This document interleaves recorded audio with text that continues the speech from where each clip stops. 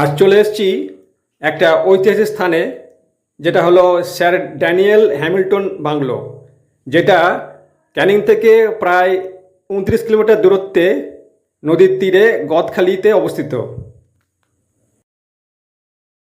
এই হ্যামিল্টন সাহেব ছিলেন একজন স্কটল্যান্ডের উপনিবেশিক।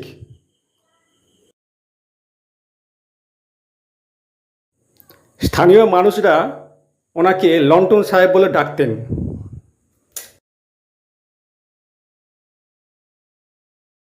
হ্যামিল্টন সাহেব 1880 সালে এখানে এসেছিলেন সুন্দরবনে।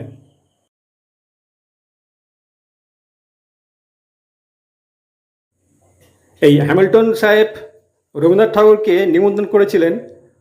রবীন্দ্রনাথ ঠাকুর অসুস্থ অবস্থায় ওনার নিমন্ত্রণ রক্ষার জন্য এখানে এসেছিলেন 1932 সালের 29শে ডিসেম্বর।